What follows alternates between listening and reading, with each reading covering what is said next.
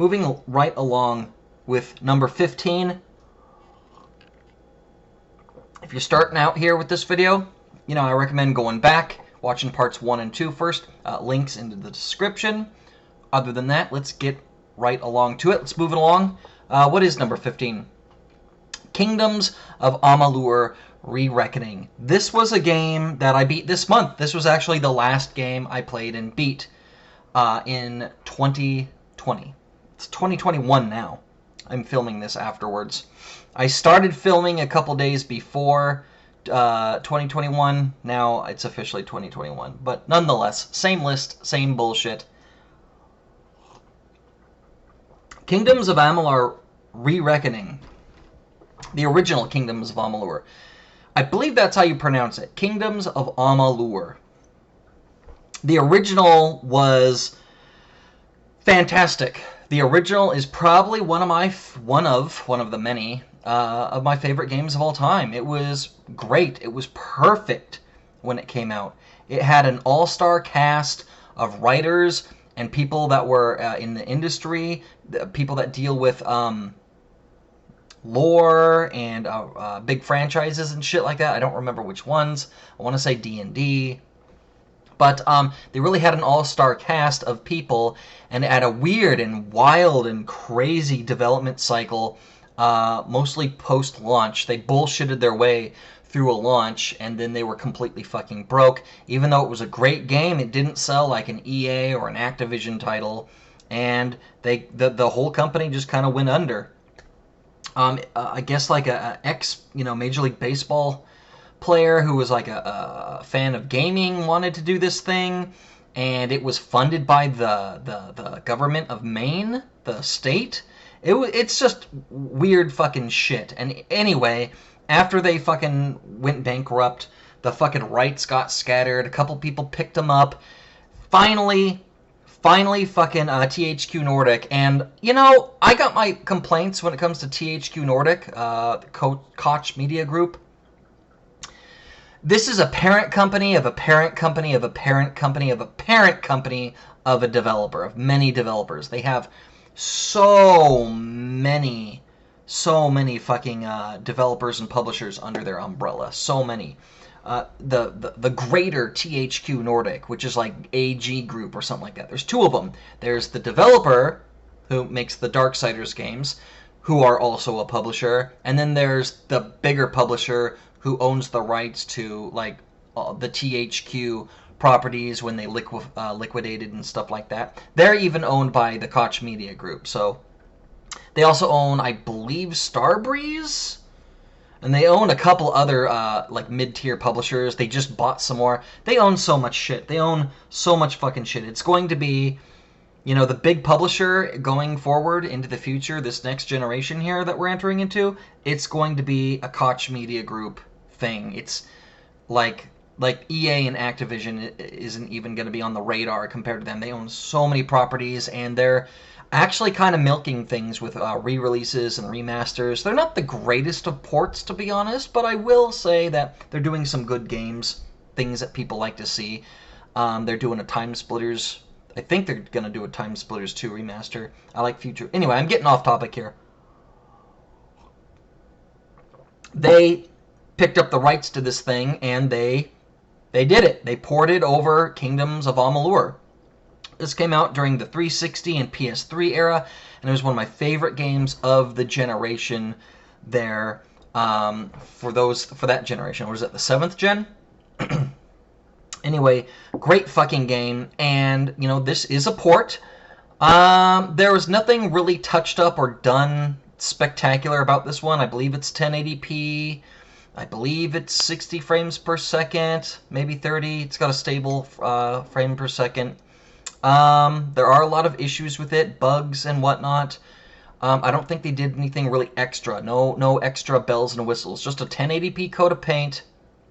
It's probably, the settings are a little bit higher on PC, probably. And, it's got all the DLC, the original DLC from the original. So, other than that, it's basically just like a Game of the Year edition with all the DLC packed in, and it's up-resed for modern systems. Good game. The original will always be near and dear to my heart, but the port is just a port. Now, this game aged a lot. This game aged a lot worse than I had hoped, but it was still very playable, and it was still super fun to play. I don't have a number count for you here, but I want to say I put in 80 plus hours into the remaster here. And I was super stoked to play this thing. I was waiting for it to go on sale. I put it on my wish list. When it finally went on sale, I snatched it up and I installed it and I started playing as a just an impulse play, and I was so happy. It's an older game in so many ways. The menu system is convoluted. Just the way the quests work, everything's basically like a fetch quest. It's just like the map is just a hodgepodge of map markers. You don't really need to be invested in what you're doing. You just follow the dots, and you never know. You pick up all the quests. There's no limit to how many quests you could pick up at a time, I don't think. I never had more than 30 active at a time, but I don't know if there's a limit. I made it a point to go back and clear my quest log and everything. And there's problems with the way the game is just like designed. Like everything's sectioned off into little like areas. Like if you're going from the Wolds to Cluricon, there's like you could see a distinctive single pathway on the map that goes there. It's not natural. You don't just kind of the grass doesn't like turn a different color, the different landscape, none of that. You are funneled through like a little funnel. And that's because the way the games are designed, or how they used to be designed back in the day, you would have to go through these little areas so the game could despawn the area behind you and spawn in the new area in front of you. I was playing on an Xbox, I almost said Series X, I don't have one of those yet. I was playing on the Xbox One X, and even the base Xbox One, I'm sure there would be no problems with it loading in, the assets. But the game wasn't changed in the least to, account for that. And even then, there was still a lot of stuttering, and I could tell the game was trying to load in the same old way that it was used to. It just has a little bit better hardware to deal with that. But the game is not optimized at all for newer systems. Not even if it was optimized for the base Xbox One or the Xbox One S, just the base model VCR fucking thing, it would have ran a lot better. But it wasn't. They didn't put any time into optimization and just the way everything works. Like, I'll give you an example with the quests. The way the quests work is they just have you going everywhere. There's no distinctive pathway. You never know where you're going to go or what you're going to do. Sometimes, the game locks behind you. So you can't backtrack and go back out if you, accidentally stumble into a higher level area. Let's say you're running around and you're just picking up quests. I mean, everybody plays these, open world RPGs a little bit differently. There's definitely times where, I'll get into an area and I'm just fucking running around talking to people. Every exclamation mark I'm talking to, picking up all these random fucking quests. If I'm a little low level and there's no hard gating in this game. There is when it comes to with some of the continents and the DLC, but other than that, like straight out of the gate, level 1, you could run from one end of the map all the way to the other end of the map, with people that are like super high level, and there's nothing you can really do to... There's nothing in the game that's being done to persuade you otherwise. So if you're just like picking up quests, and then let's say you pick one up, so it activates in a cave, and then you like wander in that cave because you're just exploring, it will close up behind you and you can't get out and you're like locked in there.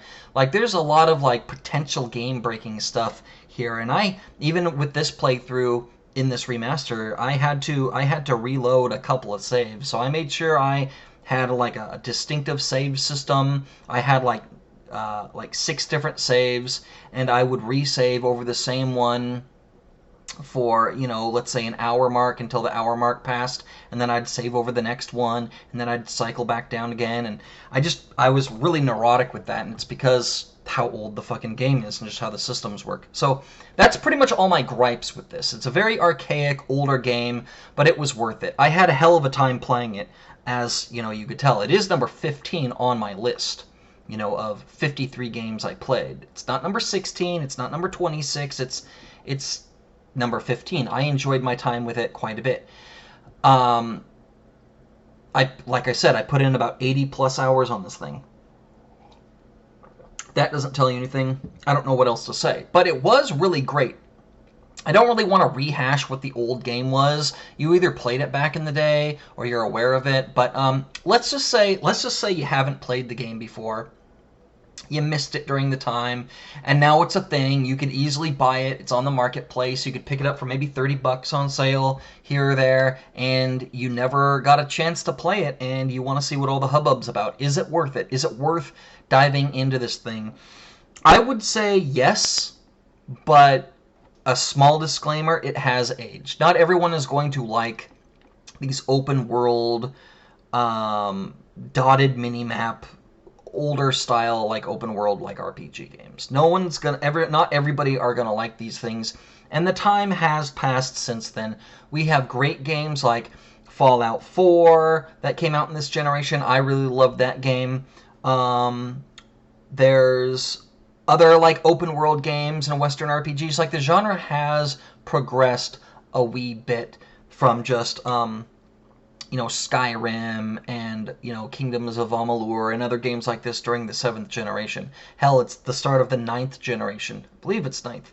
And so there is going to be an issue there. But if you don't have any problem playing, an older title, there's a lot left to be, there's a lot to be desired here with this game.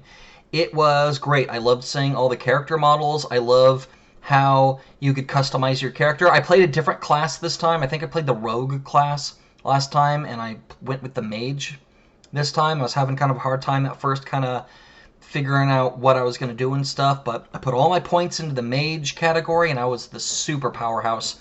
I had an easier time with the mage than I did the rogue for a number of reasons. I was a glass cannon, and when I say glass cannon, I do mean a glass cannon. My character can phase shift and dodge and teleport away and roll out of the way and shit well enough that I didn't need to worry about HP and stuff like that. But I had so many points in mana regen per second, and spell casting reduction. I had so many points put into that fucking thing. By the end of the game, it was redundant. I could have, like when I was doing blacksmithing and tailoring my new armor for my mage, I could have put extra, mana on that thing. I could have put extra mana regen per second on this thing just to fucking just push those numbers for my mage as best as possible, but there was no point. And what I mean by that, I was already casting the highest grade spells in the game, doing massive amounts of damage, and my fucking mana meter wouldn't even fucking move. My spell cast reduction was so high, the meter would barely move when I was casting the biggest spell in the game, and my mana regen was so high that it fucking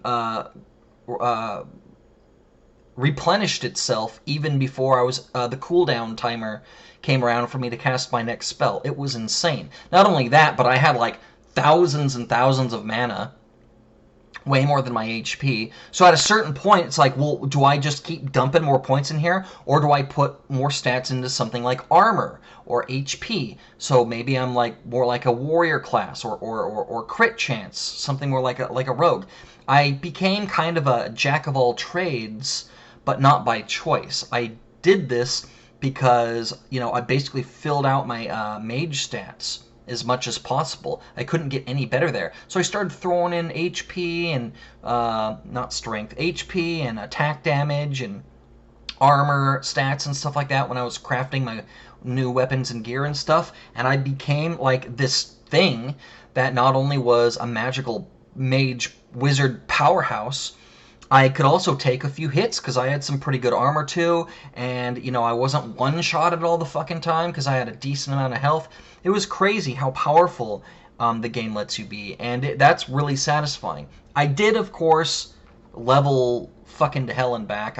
Initially I was going to complete every quest in the game. I was going to complete this game. I was going to do all the quests, level myself up to max level, get all the perk points, fill out all my skills, create like the best armor with the best stuff, do all the DLC. I was going to do all of that. I was going to complete the game since I never got to experience the DLC back in the day. So I got about 3/4 of the way through this. The only thing left for me to do was I had to complete the final area of the game, the final area of the map, and then there was one of the pieces of DLC I barely touched.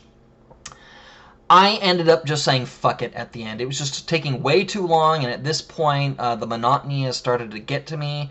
But again, this is after I put 80 plus hours into the thing. I got max level. I had tons of fun doing it. Even grinding shit out and just following the map markers and not really investing that much into the story or the characters. Just playing was a joy. But I did that for 80 hours, and then finally I was like, you know what? I think I won't complete the goddamn thing. I think I'm just gonna beat the fucking game, beat that last boss, and then see how I feel about that last bit of DLC.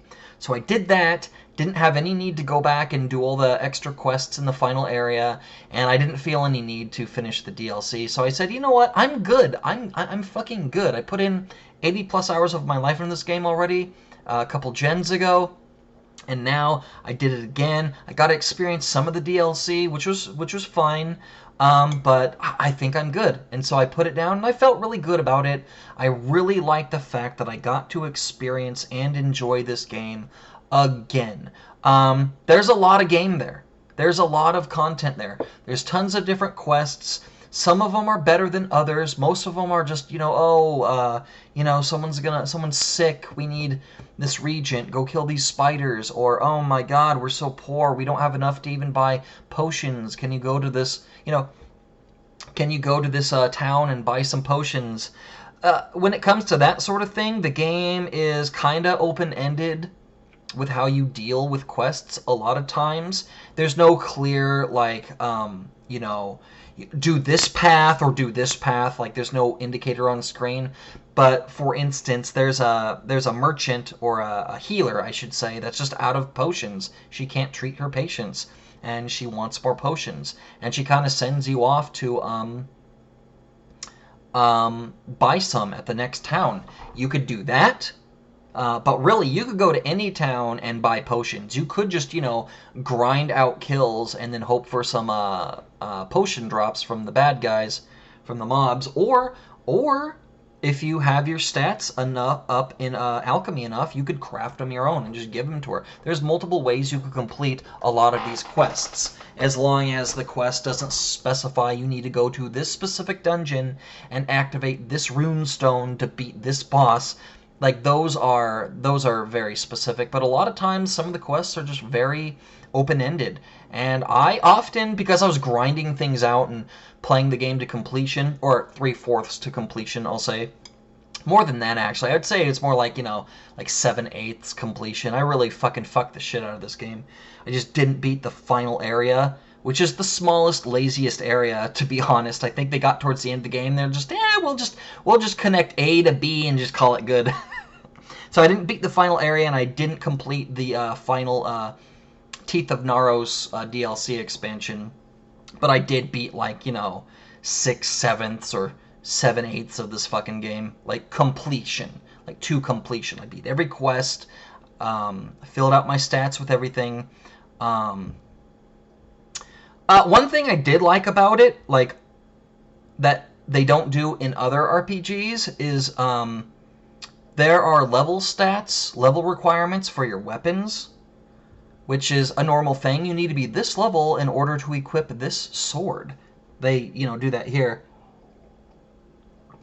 But when it comes to the equipment you wear, your chest piece, your leg piece, the armor on your hands, shields, when it comes to the actual equipment, instead of doing a level-based system, they use a skill-based system. Every time you level up, you get 3 perk points. There's other perk points and shit like that you get as well. I shouldn't say that. You get a perk point, 1 perk point, and there's like a perk tree, and then there's a second perk tree called abilities. You get 3 ability points, and then you get to pick a different fate.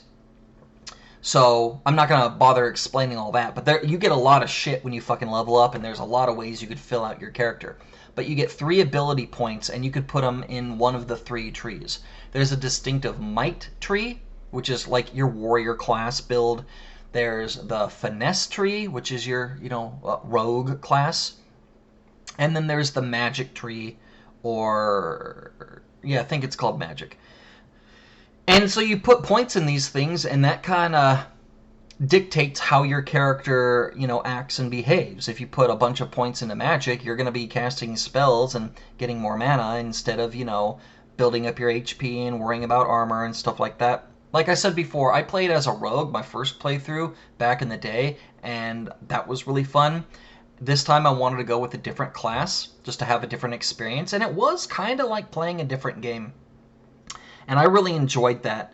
The combat is probably the best thing in the game. It's just so damn fun to play. Whether you're playing like a rogue class or a magic class, you're just fucking casting spells and dodging, and it's just fun to kill things in this game. And when it comes to these skill points that dictate how your character behaves, that is what dictates what kind of equipment that you put on. So if there's a really badass piece of fucking like heavy armor you want to put on, you could put it on at like level 1, or level 2. If it's like an obvious overpowered piece of equipment that requires a certain amount of... Ow! I bit my goddamn tongue!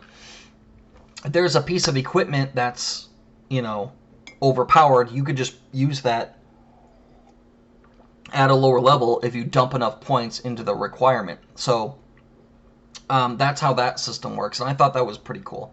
Anyway, I've been rambling and yammering on about this fucking game for 20 fucking minutes already, so I'm going to wrap it up here.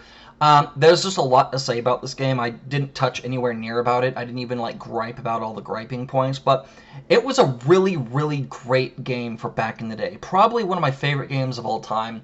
The only problem with it is it just didn't age as gracefully as I would have liked. It's still a fantastic game. I was planning on completing it. I decided against that at the last minute because I was just too tired after 80 plus hours. But it was a solid playthrough. I'm really happy I got to play through it again, and I enjoyed my time with it immensely. Like I said, slightly disappointed it didn't age as gracefully as I would have liked, but it's number 15 on my list. I really did enjoy it, and I promise I'm not going to talk this fucking long. I'm not going to talk for 20 minutes per game on the rest of the games. Real quick before I move on to number 14, I really got to pump these videos out. My throat's already starting to hurt, especially after yesterday's video and the video the day before that. So I'm going to try to get through this as quickly as possible. I know I say that a lot and that never happens, but I'm going to try. Also, I apologize for my low energy. Pretty fucking hungover. This is the first, after all. This is the first. I stayed up pretty goddamn late, and I drank a pretty goddamn drink, and I'm a little low energy today, as a lot of us are. So, I apologize. I apologize in advance for all that. Moving on. Let's try to get it together. Moving on. This is, I wasn't planning on having this be a 3-part series. I was just planning on just talking about all the games pretty quickly, but as I started to get lower and lower on the list, I realized I was talking a little bit longer about them because I like the games more. Case in point, Kingdoms of Amalur. And so I just decided to chop this thing up into 3 parts. So, yeah, I didn't mean to fucking do that. But since this is the final part, and these are the last, 15 games on the list, this is essentially, my top 15 or top 10 games of the year that I played. So, take that as you will. Let me crack this baby open. Get the weirds out. Alright. Number 14 is The Messenger. The Messenger was really good. I didn't like The Messenger as much as I thought I would. but I really did like The Messenger. Probably the best thing about the game, like the single best thing about The Messenger I could point out, is the music. I'm one of those guys. I'm a music guy. I love a really great soundtrack in my video games. If I'm playing a retro-style game, something like Celeste or Hollow Knight or something like that, music goes a really long way. And The Messenger was fantastic. They did this thing where they made it where it's an 8-bit and a 16-bit game in one. You're traveling from the past to the future and from the future to the past. One time era is distinctively 8-bit, and the other one is 16-bit. And that's kind of how the game goes. And that's a really cool gimmick. A really fucking cool gimmick. But the music on top of that is amazing. They have the same soundtrack for the same area in two different time periods. And one's used with like 8-bit synth, and the other one's used with 16-bit. It was fantastic. The story was great too. The story seems very simplistic, like very simplistic. There's a messenger that comes from, the east, and they're supposed to save the world. And you kind of get caught up in the middle of this shit. Turns out you are the messenger. Like I said, time travel, crazy fucking stuff. And the story is kind of I wouldn't say mind-blowing, but it's clever. You basically get to the end of the game, beat the fucking bad guy, but that's still not the fucking end. There's some more fucking shit. There's more to it than that. It's more complicated, and you find out... I don't want to spoil anything. You find out that the cycle goes deeper than what that is, what you thought that was, and to overcome it, you gotta break the cycle and just do some more shit. I know that sounds very stupid and convoluted, but like I said, I don't want to spoil it. I don't spoil shit. But if you want to play the fucking game, play the fucking game. It's great. I loved every minute of it. I thought it was a very linear, like, Ninja Gaiden style game. Like, it plays like Ninja Gaiden. It was fantastic. And you get to a certain point of the game, and all of a sudden, you could backtrack to the previous levels that you were in, and it's open world, and all of a sudden it's a Metroidvania game. It's like, what?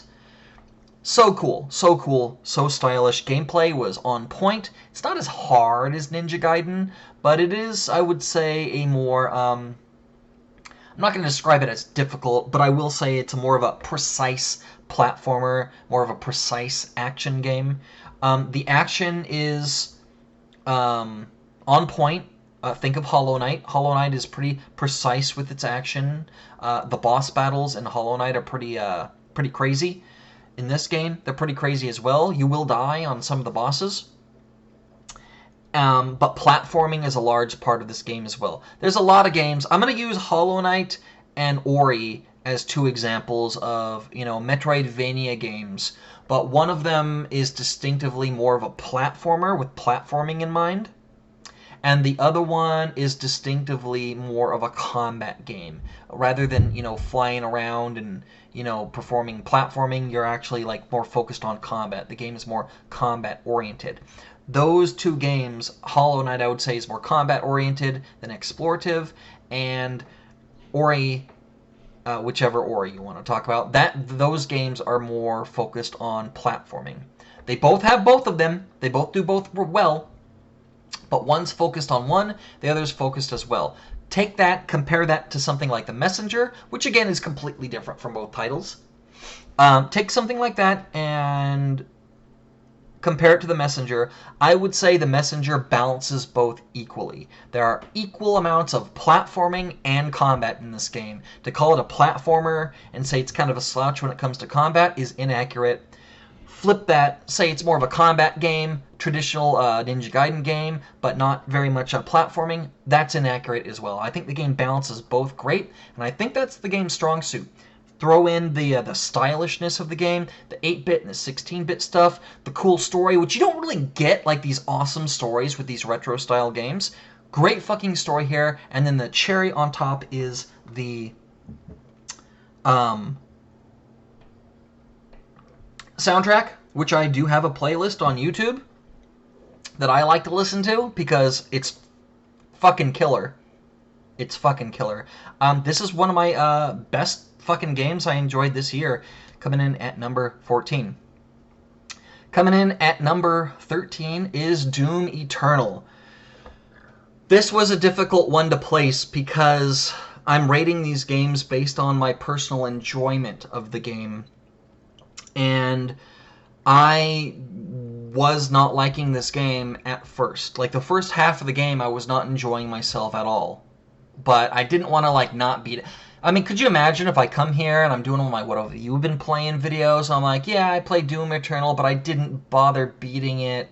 What are you going to say? What are you going to think? Of course you're going to fucking say, well, I'm a fucking scrub. I'm not good enough. It was too hard. Wah. Of course. That's what I would fucking do. And honestly, that pissed me off. Not any of you guys, but just the fact that I was willing to give up because I wasn't enjoying the game as much as I would like.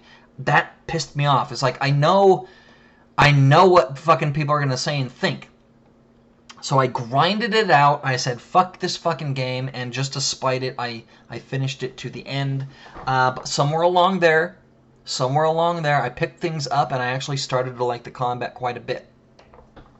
So I reversed my stance towards the end of the game. I still say it's a great fucking game. But I don't really know how to place it on the list because half the time I played it, I was not enjoying myself. I really wasn't. And I was dying in the game. I was fucking getting my ass handed to me. The problem with this game, and I still stand by this and say it's a problem. The problem with this fucking title is the combat was completely changed from Doom 2016. It was completely fucking changed. And I hated that. They basically taught you how to fucking play new Doom, right? With its fast-paced action and all that stuff. And then with Doom Eternal, they flipped it upside down on its head. And you can no longer play it in the same way. They gave you an abundance of ammo in the first game, and you could just fucking let it rip. Rip and tear.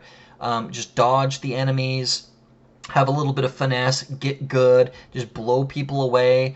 There's going to be ammo drops and stuff like that in the level. That's fine. That's how you play the first one. In this one, there's none of that. You're constantly fighting for ammo. You can't just pick a weapon that you like or pick a weapon that you upgraded and play the way you want in Doom Eternal.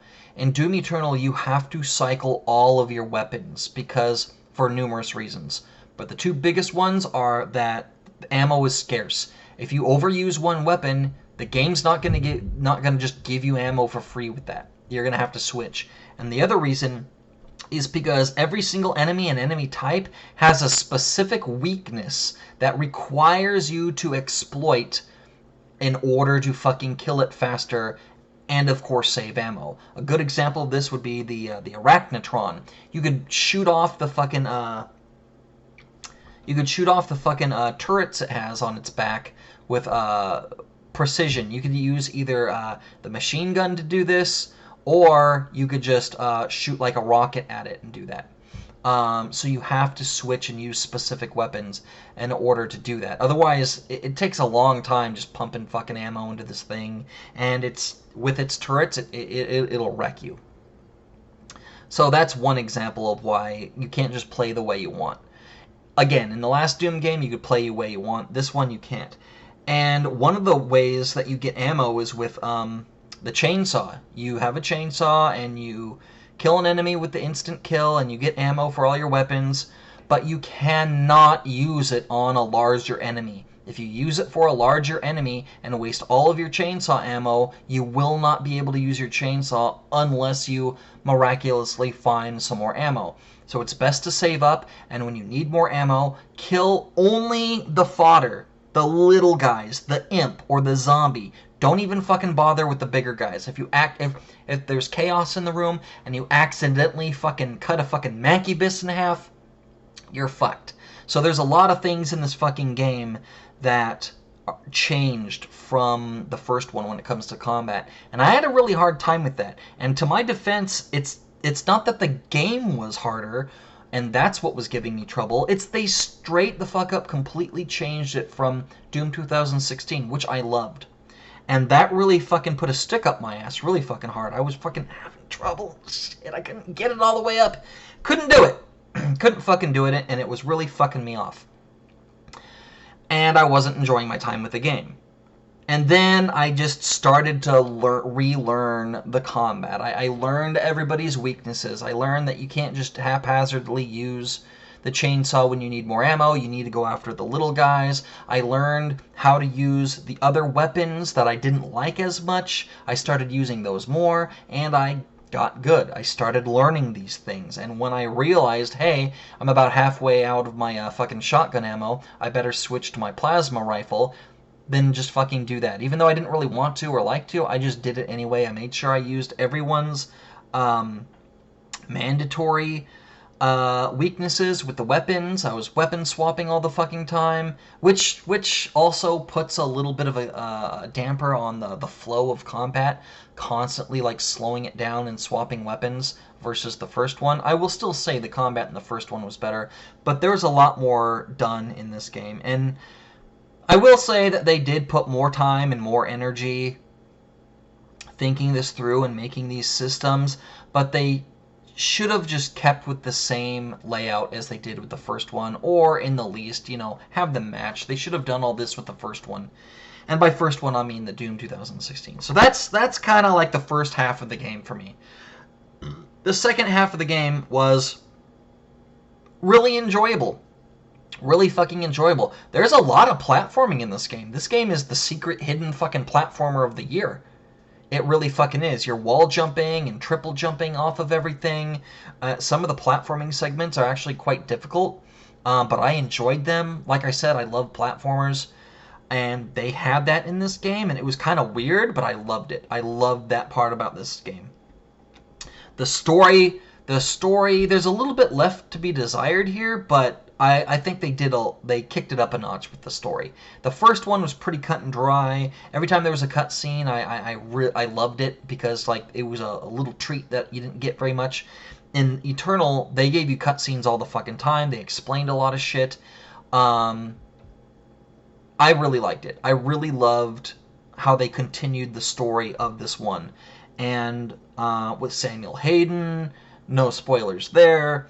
And other things, but I really did like just the lore and everything. I read everything. I read all the codex entries. I listened to all the dialogue. I watched all the cutscenes. The lore was pretty good. And by the time I got to the end of the fucking game, I thought it was great. I really fucking did. So much so that, I have it here as number 13 on my list, but it's not number 10 on my list. The only missing thing here that keeps it from being in my top 10 really is that first half of the fucking game. If I replayed it with this knowledge, I'd be able to be fine and I'd enjoy myself, but I really struggled with the first half of the game because I was playing it like I was playing Doom 2016. If you've played Doom 2016 and you haven't played this one yet, and it's on your backlog or you're just itching to fucking grab it, heed my word of warning. You have to relearn the combat. So do that. Relearn the combat. Might be a little bit pain in the ass, but believe me, you need to fucking do it. Because if you go into this thing like I did, thinking the combat's the same, because it looks the same, it feels the same, but the mechanics and how the enemies react and the ammo, it is different. You will die as a result, and it's just unfortunate. The game doesn't tell you, hey, we changed some things. And that was a lot of people's gripes when it comes to this. But is it a bad game? Hell no. Hell no. It's a great fucking game, but this game does deserve to be on my top 10. This game does deserve it. It does deserve at least a Game of the Year nomination. It's that good. But all the bullshit comes from me. It doesn't come from this fucking game, so I'm sorry. I apologize. But that was number 13. Number 12 on my list is the Talos Principle. The Talos Principle came out of nowhere for me, knocked me upside the head, and left me dazzled. That's so corny to say. I don't know what else to say, though. It came out of nowhere. I didn't think I was going to play a game that's number 12 on the list of 53 fucking titles I played and beat this year. I thought it was going to be a dumb, quick little fucking game. The only reason why I played it is because I got a notification that it was leaving Game Pass soon, and I had it on my list, and if I was going to play it and enjoy it, then I better do it soon. So that's what I did. And what I got is an amazing game. An amazing game. It's a first-person puzzle game, best game to compare it to would probably be Jonathan Blow's The Witness. That's a fantastic fucking game. It's not as clever as The Witness, not as fun as The Witness, but it is very, very fun and clever and just well done. The story was pretty good. I didn't really care about the story, to be honest. I knew what kind of game it was. It was a first-person puzzle game. I was just more interested in the gameplay. But the gameplay is there, definitely. But I just didn't really give a shit about the story. But just reading the logs and just the more and more I played, I got more invested into it. And it was pretty cool. When you figure out the tower and what the tower is, like that's kind of cool. And the ending cutscene was really good. The best thing about this game is the game makes you feel rewarded when you play it, when you complete the puzzles. The puzzles, some of them are pretty fucking tough. They really are. Game does a great job of introducing the mechanics to you, showing you how to play around with it, and you beat that puzzle and you're like, oh great, that's how I use that fucking device. That's cool. I got that mastered. Then you play the next level and you don't have it mastered. There's so many different and diverse ways you could use the tools that it gave you in ways that you would never think of. And if, you know, in the later levels, if you don't use all the tools at your disposal and all of your knowledge, you're going to fail, because the game really does require you to use all the tools and the tricks it teaches you in the most outside-the-box ways. And when you complete the challenges, you feel so good. You feel like a genius. Do I look like a genius to you? No, but you feel like one, and it's amazing. The story was good, the graphics were good. Even on console, I played on Xbox One X, and there was a 60 frame per second mode, and there was a 4K mode. 4K mode looked beautiful. It looked beautiful. But when you're running around solving the puzzles and stuff like that, I would switch it to the 60 frames per second mode. That's my preferred way to play. But more than that, I love that the developers put that option in the game. So you get a plus there. Story was actually pretty good. The puzzle solving was great. The actual tools and the mechanics that they use in the game were pretty traditional. You know, you pick up, you know, actual objects. There's like receivers and signal transmitters and blockers and stuff like that. Very straightforward. It's nothing, you know, mind-blowing. But it was pretty simple, but it wasn't oversimplified, and it wasn't too complicated either. That's what I really liked about that. It wasn't too simple, but it wasn't too complicated. It was just right, and they focused more on implementation than gimmicks. You know, instead of doing this weird, stupid thing and using this dumb tool to overcome some crazy puzzle, they just gave you a couple of tools at the beginning of the game, and then as the game progressed, it just teaches you how to use them better and better. And that's the genius of the game. It makes you feel like a genius, and the developers get tons of kudos. I love this game. I didn't think I was going to like it this much, but I really fucking did. Play the Talos Principle. It's really fucking fun. Number 11 on my list is Super Mario 64. I played this on the Super Mario 3D All-Stars collection, and I had a lot of fun with it, man. I had a lot of fun with it. I had so much fun with it. I talked a little bit about this before, the 3D Mario All-Stars collection. I talked about Super Mario Galaxy. That was my first playthrough of the title, and I wasn't that impressed. I did play Super Mario 64, and, you know, it was nice seeing it, you know, in, I believe it was 1080p. Maybe it was lower than that. I don't know. But it was HD. It looked crisp. I didn't have to, like, use any emulators or anything like that. I did play on, like, my giant, like, 4K television. That's probably not the best way to play, but it looked crisp. And I was just happy to play just the purest version again. The last time I played this game was actually the Nintendo DS version back in the day. And that wasn't, like, the purest version of the game. They changed a lot of shit in that fucking game. But playing through it again, man, I just have a blast. It's Mario 64. We've all played Mario 64, and if you haven't, you know about it. I don't have tons to say about it, but I hadn't played it for a really long time. If I'd play it, like, every other year or something like that, I'd probably be bored of it, and it wouldn't be on, you know, it wouldn't be this far down on my list, or up on my list, I should say. but I had an absolute blast with this thing. I attempted to get all 120 stars after I beat it. Like, I beat the game, and then I went back, and I got every single castle star, and then I got every single star in every single level up to level...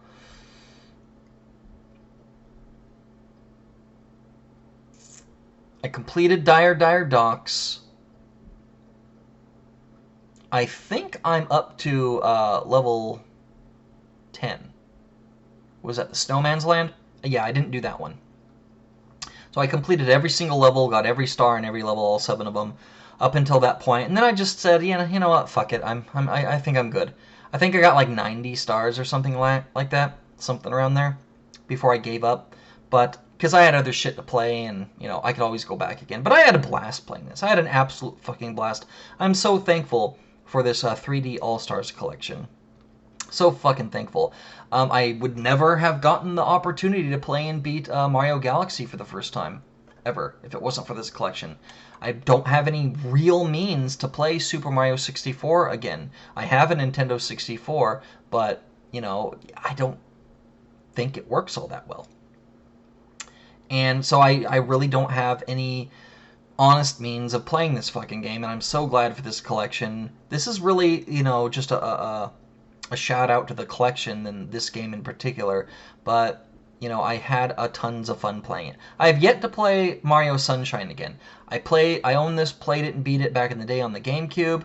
I'm excited to play through it again, and I think I'll enjoy it, but just a disclaimer here, it's not on the list because I didn't play it yet. So, on the collection, Mario 64, number 11. Love the fucking game. Thank you, Nintendo, for giving this old man some joy again. Alright, I'm done with my coffee. My throat's getting pretty messed up. Let's get into the top 10. These are my top 10 games of 2020 that I played and I beat. Starting with number 10 is Torchlight 2. I know Torchlight 2 is pretty old. I never played it on PC, and they finally ported it over to consoles like last year or the year before or something like that. It took them so fucking long. But yeah, I never played it. I was a fan of the first Torchlight. Super huge fan of the second Torchlight. Out of all of the dungeon crawlers that I've played, Torchlight 2 is probably my favorite of the franchises. I love Torchlight, and I absolutely love Torchlight 2. The best thing about Torchlight 2 is that I got to play it, co-op through the whole thing with my wife. And I gave this big spiel when I was talking about Darksiders Genesis. Really enjoyed that game, but I had even a better time with Torchlight 2. Everything about Torchlight 2 felt like it was custom tailored for me personally as a gamer. I love the art style. I love the class options. I love the stats and just how the Torchlight franchise handles, the dungeon crawler genre. I love the co-op. I love the pet. I loved everything about it. The story was pretty decent, and I just loved just playing and grinding and killing things and going to the next area and exploring. I loved everything about this fucking game. Like I said, it is a dungeon crawler. It's not just, some random RPG. I wouldn't classify it as an RPG. I know developers and publishers and a lot of gamers would classify dungeon crawlers as RPGs, but I wouldn't. I would classify it as, an action game. Not an action RPG, just an action game. Some of them have more floating numbers and stuff, but hell, so do fucking strategy games. We don't call those RPGs. Just a minor gripe of mine. I don't really care what type of game it was. It was a great fucking game, and I loved it. From beginning to end. I just wish... I haven't played Torchlight 3 yet, which released not too long ago. I heard horrible things about the game. I heard horrible things about Torchlight 3. And I heard that, it was designed as a mobile game. And at the last second, they changed their minds to put it on a console. And they stripped all the weird the pay-to-win stuff out of it. And you have just the bones of a shitty fucking mobile game.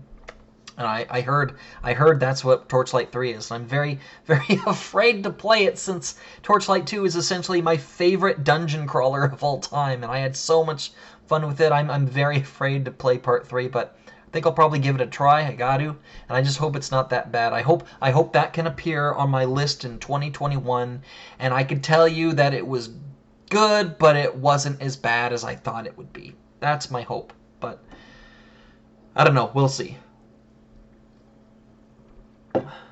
Getting down to the wire here. Number 9. Man, I'm looking at this list right here. Such amazing games. Such fucking amazing games. Number 10 was my favorite dungeon crawler of all time. I had so much fun with it. What could be better than that? What could be better than my favorite dungeon crawler game of all time? Lonely Mountains Downhill. What the fuck is that? Lonely Mountains Downhill is an indie game that does not get enough attention that it fucking deserves. This thing showed up on Game Pass day one, I believe. It's also, I think it's on other consoles. It's on PC as well. It's made by a small team of, I don't know what they are. I saw a speedrun with the developers' commentary on it on IGN. It's like the only thing IGN does good is the series. And they sounded Indian from India, but they were speaking English. So I don't know too much about the developers. All I know is they're fucking awesome, and they made a great fucking game. This game plays like the Trials games. Trials HD, Trials Evolution, you know, those games. Great fucking genre. You're playing on you're riding a bike, not a motorcycle, but an actual fucking pedaling bike. And the start of the level is somewhere high up on like a mountain, and you go downhill. So think of Trials HD, but instead of horizontal going from left to right, you're going vertical from top to bottom. With all the crazy and difficult shit in there that you would expect. It's not as hard as Trials, but it is pretty goddamn hard. Mastery of the game will take you a long time. Just getting from point A to B, beating the levels, getting the required times and the medals in order to progress is tough enough, but it is very manageable, very doable, very unlike Trials. Trials, there is a distinct cutoff where you need to be this fucking pro in order to beat the last levels, and the game really, bends you over. With this game, it all feels very manageable. Even in the last areas of the fucking game, it feels very manageable. And you could always go back and retry the Trials, and there's skins to unlock, and there's new bikes, and there's new modes and other things that you could unlock in the game. And if you want to complete the game, like get all the required shit to unlock everything, man, it really does require you to be a master at this game. I can't tell you how great this game does. It does a lot of things better than Trials. I would say, there's no Lonely Mountains Downhill 2, but if this was like a franchise, I would probably say I like this franchise better than the Trials franchises. The Trials franchises kind of went downhill, if I could say. But I would say I do like, the Lonely Mountains franchise. But it's just one game right now. It's not a franchise. But I do like it more than the Trials games. It was done so well. The way they handled the difficulty, it's a really tough game. It's more manageable. Very high ceiling. Pretty low entry point into the game. Very, very, very high ceiling. Overall, not as difficult as Trials, but it's not all about difficulty. This is a hard game for sure. Like, if you got a list of fucking difficult games that came out this year, Demon Souls would probably be one of them, because, obviously, this would be another one. This is a hard game. It's just very manageable. I loved how they handled the difficulty in the game. They always dangled something in front of you to incentivize you to play again, to try again, to do better. And it feels really great when you make those good times. the way the game handles, it's not identical to Trials either, because you're on a bike. You're not just holding a button down to go faster. There's acceleration and the way you pedal, and then there's the train and everything, and just the whole point of going downhill, keeping your momentum. Sometimes there's ramps and stuff that you need to go up. That goes against the whole concept of the game because you're constantly going downhill. So you need to like ride out the momentum to make jumps and stuff.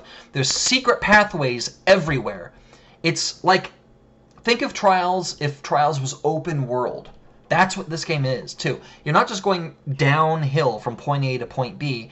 It's open world too. There's obviously paths that you're supposed to take, and then there's some off-path areas that are optional, save you some time, that are more dangerous. But there's also areas that like the developers didn't even plan people to fucking do. It's crazy fucking shit, and it was so fun, and the art is insane as well. Very, very bright and colorful. I think they use voxels for, you know, the character models and stuff. There's some wildlife in there. Very beautiful game.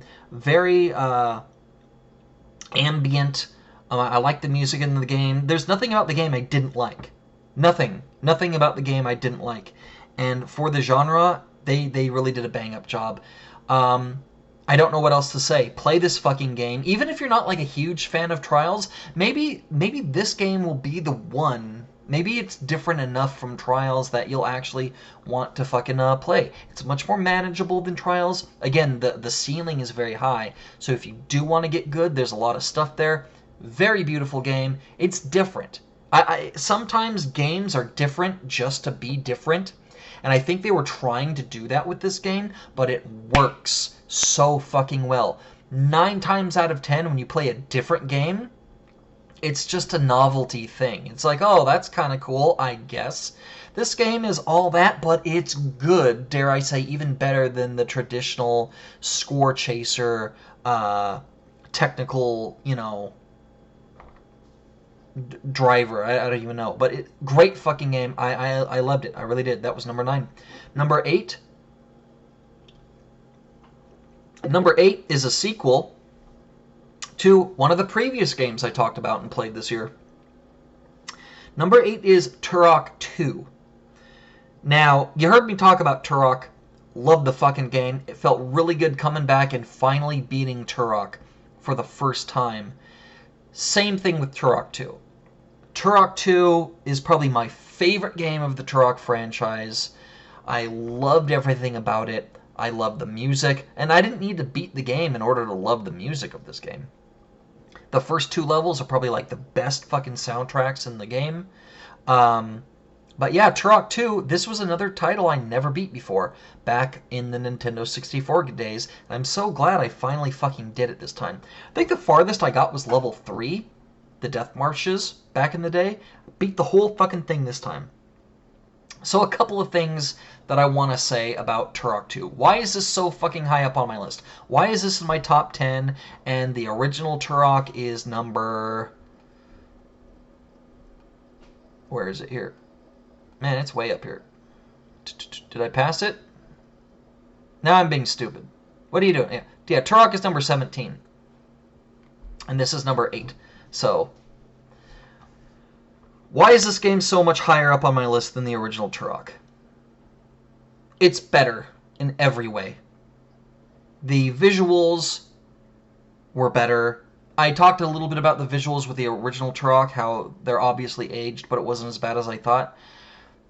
It's pretty much the opposite with this one. Of course, you could tell they're aged, but they hold up surprisingly well. Surprisingly well in this remake. This old Nintendo 64 game, the visuals hold up surprisingly well.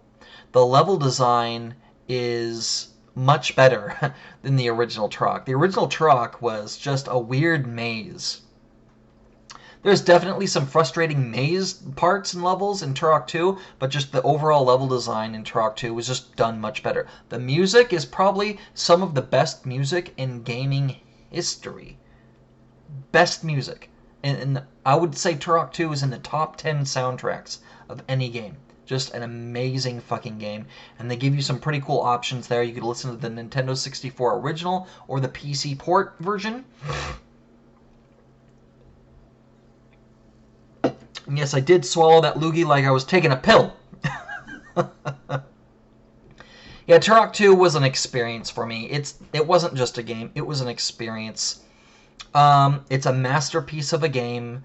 I really would have liked if I experienced it more, like, to completion back in the day. I feel really good that I finally get to do it. I really enjoyed what the game offered as a game, not taking into account how it aged or modern standards. The gameplay was amazing, regardless of what era you're talking about. The difficulty was challenging, and it didn't hold your hand. The music is world class still to this day. The art choice and the design in the game was great. Everything about the game is better than the first one, including the difficulty level. Now, this is something that I'm kind of split between. I really like that it was more difficult than the original Turok, because everything about the original Turok game that was difficult was kind of bullshit. The game was hard, yes, but the game made things more frustrating than it needed to be, and everything difficult about the game in terms of, you know, how tough it was artificially manufactured by bullshit. I don't know what else to fucking say about that. In Turok 2, it didn't feel artificial. It felt like there was real enemies that were tougher than others, and you need to utilize your weapons better. And the game offered unique challenges, better platforming. Instead of just, you know, instant deaths if you missed your jump, you were just set back a little bit more. The game handled a lot of things a lot better, particularly the enemies, the enemy combat, and the weapons. This game still has some of the best weaponry in any fucking game. The cerebral bore. What other video game is there where you shoot a homing missile that locks onto the brain waves of your enemy and then fucking bores a hole into their head before implanting a bomb and exploding? What other game has a weapon like that? Any game in any video game history. What? Tell me, because I don't know. The rocket launcher in this game is a world-class rocket launcher in any video game. So overpowered. It just feels good. The plasma rifle is a deadly medium and long-range weapon. Even the melee weapons in this game were fucking off the hook. I loved the weapons. They have some of the best weapons in any video game. This game deserves a remaster, like a full-on remaster, like they did like Resident Evil 2. I would love to see that. Even if they would have to rework some of the stuff to make it a little bit more modern. And that's kind of another thing I wanted to talk about too. The biggest gripes I have with this game are levels 4 and levels 5. The Lair of the Blind Ones and the Hive of the Mantids. These games, not games, but levels, these levels were some of the biggest, most sprawling, maze-like levels in any video game ever. I had to look up numerous guides just to figure out where to go, and yeah, there's a little bit of bullshit in here. The only thing that kept me going in these moments was, you know, the trying to persevere through the trial. You know, I failed as a child playing these games on the Nintendo 64. I wasn't gonna fucking do it this time. If I have to look up a couple of guides to figure out where to go and what to do, then so be it. And even then, I couldn't find a lot of them because there's not a lot of info out there, believe it or not. And number two, when I did find them, it still wasn't very clear. But I got through it, and there was a little bit of bullshit there, but I had fun doing it. It was a trial, and when I finally did it, when I finally got through the point where I never fucking passed as a child, when I got through that level 3 for the first time, I felt like I could do anything. And I finally got to the Lair of the Blind Ones, that ominous level the internet likes to talk about, the fabled level. I thought I could tackle it, and I did. Again, felt like I could do anything. Hive of the Mantids, I personally would say, is the harder of the levels, but still, it was, I did it, and I felt like I could do anything. Before I knew it, I was at the end of the game. I played for a good long time, maybe 10, 12 hours, I don't know, I'm just guessing. But I didn't, like, zip through it in 5 hours. It wasn't just, like, hard for a little bit. It was, the whole thing was difficult. But I had fun doing it. It was a Dark Souls experience for me, to say the least. But, world-class weapons, world-class soundtrack. I'm so glad that I finally was able to do it. It made me happy. This game made me happy. And that's why it's in my top 10. It might not be as good as other games. It might not hold up as a port as other games. But this game made me fucking happy. And it's a master class of a game. If any game needs a true remake, not a re-res, not a port, a true remake, this game needs that. So fucking good. Number 7. Again, I just want to remind people that this list is based off of games I enjoyed the most. Not games that are more deserving than others. Not a game that was better. Not a game that you'd like more. But the games I enjoyed the most playing this year. Well, last year, in 2020. Days Gone. It makes me so mad when people talk shit about Days Gone. It really fucking does. I don't know anyone who went through the whole game of Days Gone and still said, yeah, it was kind of a shitty Sony game. No, it wasn't. No, it wasn't. I loved it. I loved every moment of it. My only gripe is that the gameplay loop got kind of stale. After you put in 10, 15 hours, you get it. You got it. You already know what to fucking do. The game doesn't throw you many new loops in terms of gameplay. It's pretty much same old, same old. But it's quite fun. I had a hell of a time sneaking around, snapping necks, hoarding ammo, upgrading my weapons, setting traps, doing all that fucking shit. It was like Metal Gear Solid in the zombie apocalypse. I had a lot of fun doing it. The gameplay is just so fun. And the motorcycle mechanic, spot on. It kind of reminded me a little bit of Mad Max. One of the best things about Mad Max was the driving. They have a great driving mechanic in that game. You could upgrade your vehicle, and it was really fucking cool. They kind of did the same thing with this one, but instead of having like rocket launchers on the side of your chopper, you upgraded like how much ammo you could carry, its fuel, and all that thing. It's a zombie survival, well, not really. It's a zombie survival game, but it's also like a very distinctive like Sony narrative title as well. And you'd think the two don't mix, but the two mixed. It has like Naughty Dog style presentation with the characters and character models. And there's some frame rate issues with it and stuff, especially on the base PS4, which is what I played it on. But everything about the game was amazing. Aside, I said it was my only gripe. It's not my only gripe. One of my other gripes, and I got 3, I'm thinking about it now. I played it like a while back. My 3 major gripes about the game is the gameplay loop gets stale, and a lot of the characters suck. I'm not going to give a spoil. Yeah, maybe I will. I don't know. So there's a character in the game whose name is Ricky. She is a piece of shit. Like, the first time you meet her in the game, she's just a shit flipper, and it's like, what the fuck is your problem, bitch? I just hated her.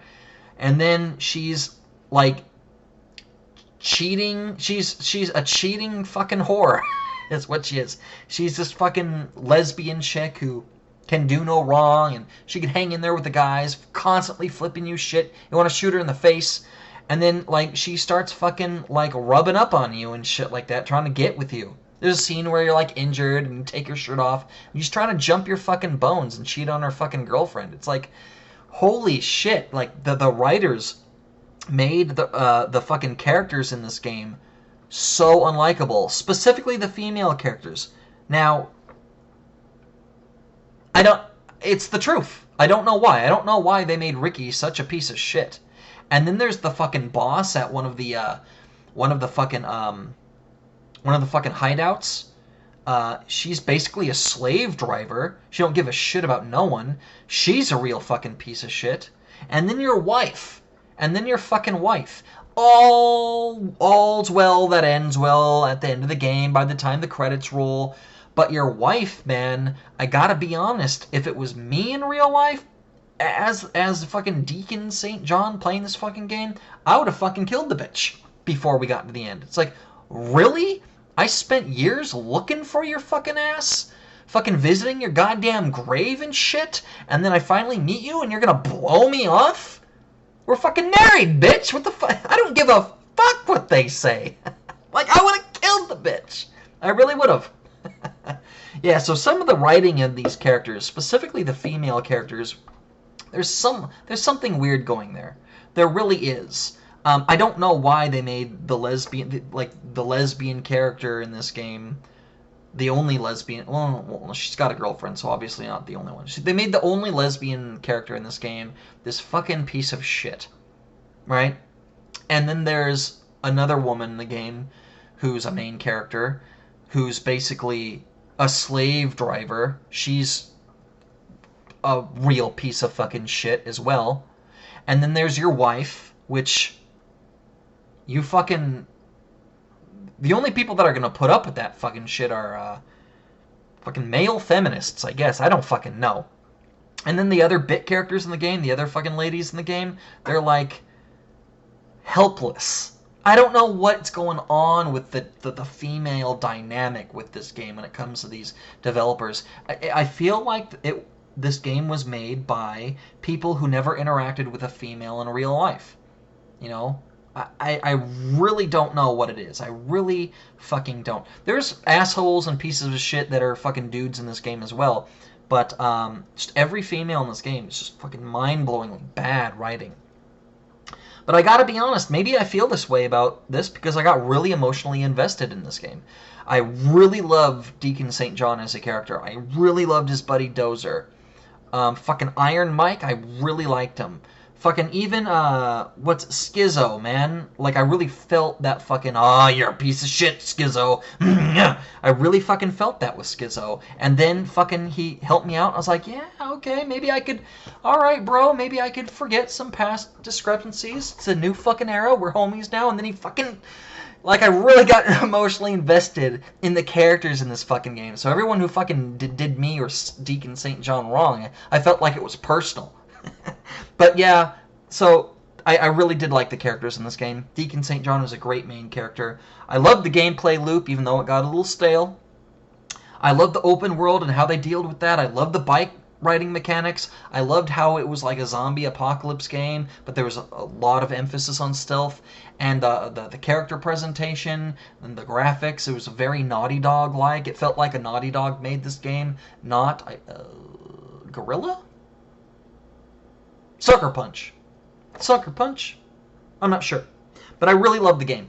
And so many people said that they hated it, and I really don't understand why. I really don't. I'm not even going to guess. I don't understand. But I had a blast with this game. Played the shit out of it, and it was a big fucking surprise. I thought it would be okay. I saw the reviews. I saw people and the shit they were fucking saying that it was trying to be a big Sony game, and it didn't. Or I really don't know why. I really, really don't know why. My best guess, the game's not easy. The game's not a breeze. You actually have to, like, fucking try if you want to beat it. And maybe that's the reason why. Maybe people thought it would be, easy, just a breeze, kind of like the Uncharted games. How they just hand you the win.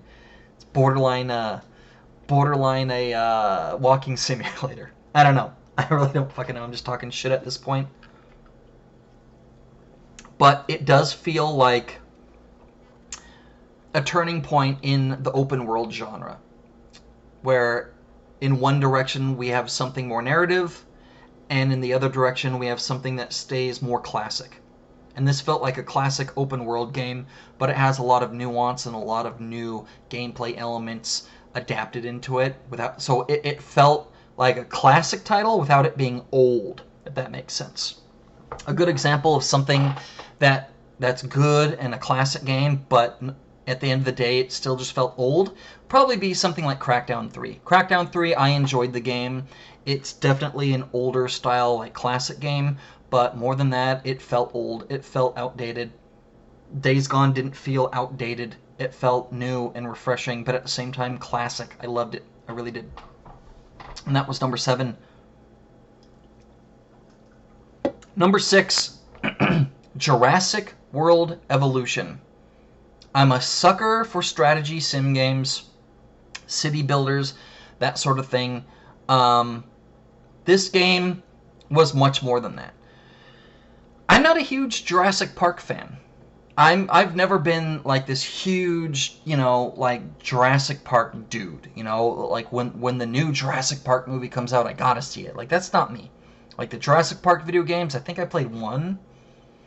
I'm just not a huge Jurassic Park guy. I loved the first movie, yeah, it was good, but just not a huge Jurassic Park guy. This game is not only an amazing like resource management, like simulation, like builder game, it's also the best piece of Jurassic Park talent, product out there. It's better than any movie. It's better than any toy or board game or experience.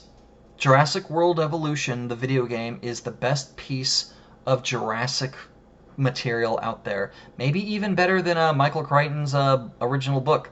I don't know, I never read it. It was fantastic. It really made you feel like you were building this park. It really made you feel like it was all about the dinosaurs. It really made you feel like that first time you incubate and release a dinosaur, it felt like you were releasing a baby. And when you're genetically modifying it and stuff like that and releasing it out, it felt like it was a creation for you. You know that famous line about playing God in Jurassic Park? Was it Malcolm? He fucking plays God. I don't remember what it is, but it's a famous line in the fucking movie. And it really rings true here with this game. It felt like you are God and you're playing God. It really did. You spend extra care building the dinosaur cages, not only so they don't get out, but also because it's their home. You level the terrain and you play with the ground and the terrain, and you get the water just right for your babies, and it was really fucking cool. And I love the mechanics in this game. You're not just like building a park like Zoo Tycoon. There's a whole like action system in the game. Like, the dinosaurs could actually escape. Some of them get along with others. Some of them have to be quarantined. You got to build the cages separately. You can't have the raptors in with the fucking triceratopses, because they'll fucking kill them. So you got to have them in different cages. And there's some like herbivores that can handle themselves, and you could put them in with the fucking Metasaurus rexes. Because they could handle themselves. Like, they ain't gonna fuck with them. But, so you can mix and match. You kind of have to just play around with things. Every time a dinosaur dies, or you make one, you slowly figure out what you can and can't do. There's records of all this stuff. And the story mode's actually pretty cool. The story mode is just straight up text dialogue, doing missions. Build this, now build that. Pretty standard city builder stuff. But it was actually done very well, and I liked how there's a way to complete the island. The game gives you an island to build on. You have to do tasks, and once you complete it and do enough research and whatnot, then you unlock the next island. And I just loved how the game handled that, and I really wanted to complete the game, and I did.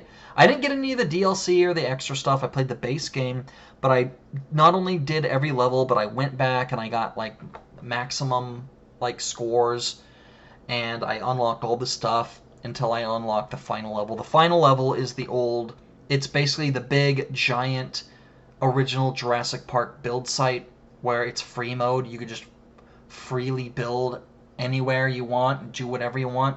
And I did that, and I put a lot of hours on that. I just had tons of fun with this game.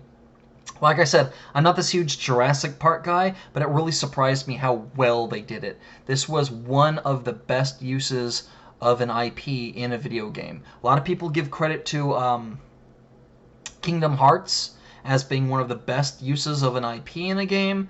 A lot of people give credit to Batman, the Arkham series, as being one of the best uses of an IP in a video game as well. This definitely is one of those games that holds its own compared to the other two I mentioned. It's one of the best IP uses in a video game. Now, this video game might not be for you. Like I said, I really love city builders and sim games and strategy games and shit like that. This game surprised the hell out of me. It was really fun, and even if you don't like these type of games, maybe this being, Jurassic Park, might be enough for you to kind of get over that hurdle. Maybe you'll tolerate learning some of the mechanics and how a game like this plays just to get to that content. And maybe you'll find yourself kind of a master of that and not minding as much. But this is a great fucking game. Every game on my top 10 list here is a must play. Whether you're a fan of the genre or the IP or the source material or not, there's always something in here that you'll probably like, even if you're not traditionally a fan of that. And Jurassic World Evolution, I had so much fucking fun with this fucking game. It's kind of unreal, and I didn't think a game like this would be in my top, whatever. But yeah, surprised the hell out of me. I'm in here with in the top 5, and number 5 is Ori and the Will of the Wisps. This is the sequel to Ori and the Blind Forest.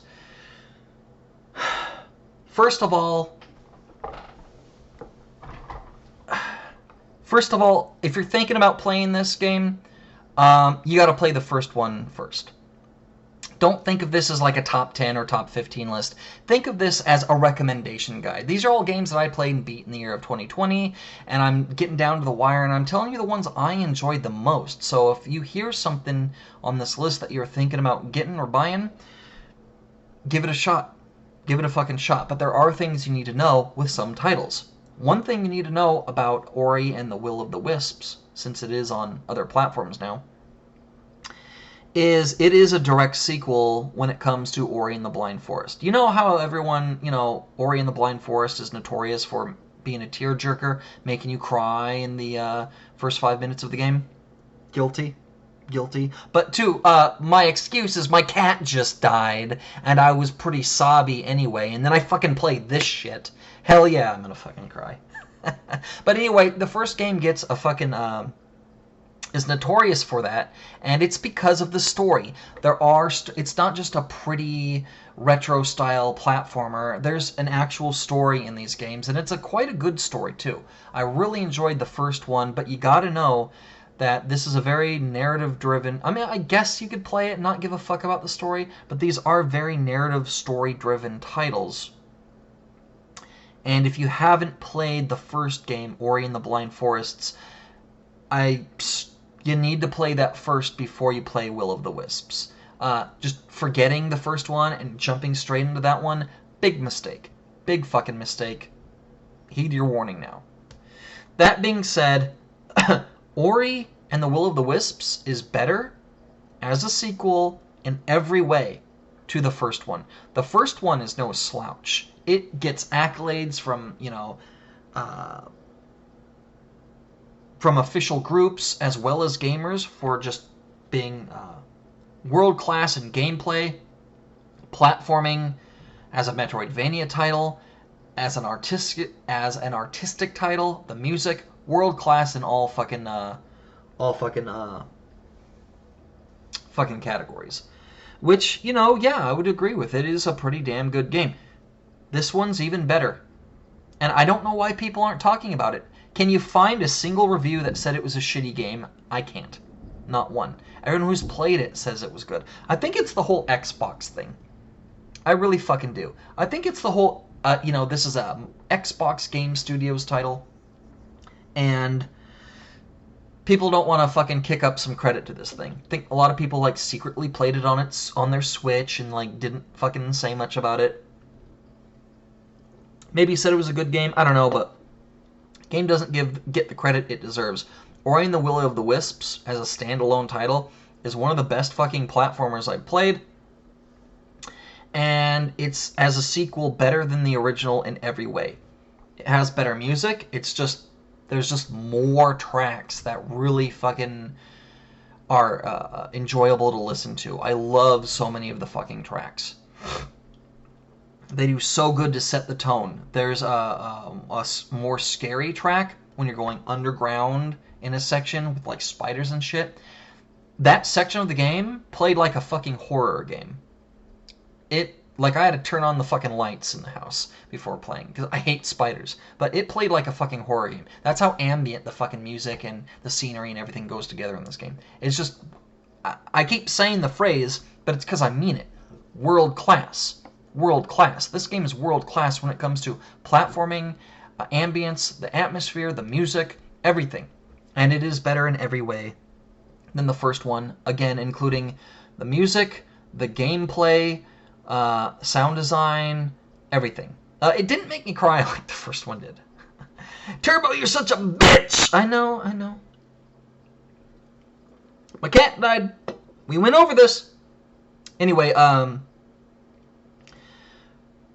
the biggest difference between the two is it actually changes the genre up a little bit. Not a lot of people noticed it, but it is there.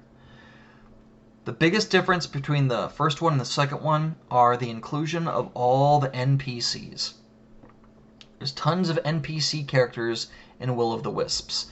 There's actually a village, like a hub village, that you could go to, and you could interact with the villagers and stuff, and you could like rescue people, and they come back to the village, and you could upgrade the village and everything. That's quite nice.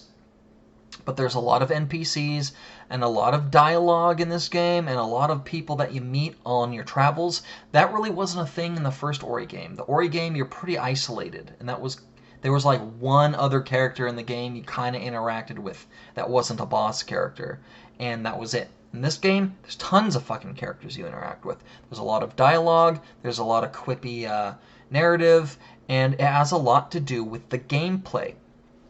And what I mean by that, the first one is classified as a Metroidvania game. This one is the same, but they handle backtracking a little bit differently. In the first game, I would say it's a fake Metroidvania game. Now, that's kind of a phrase I coined, fake Metroidvania. Pretty much just means it's a fake Metroidvania game. A true Metroidvania game has all the gameplay mechanics you would expect, except, the progression and how the game handles power-ups is, more traditional. Versus a fake one, which has you backtracking only as optional. The game holds your hand. Even though you can explore a giant open world map, it's really only optional. The game pretty much funnels you through area to area progressively, and it kind of defeats the purpose of it being open world. And you can only go back and backtrack just to collect optional power-ups if you want. Like, that's a fake Metroidvania game. The original Ori and the Blind Forest is a fake Metroidvania game. Now, this works. It's not a knock against the game at all. There's plenty of modern-day Metroidvania games that are fake, and they're still really good.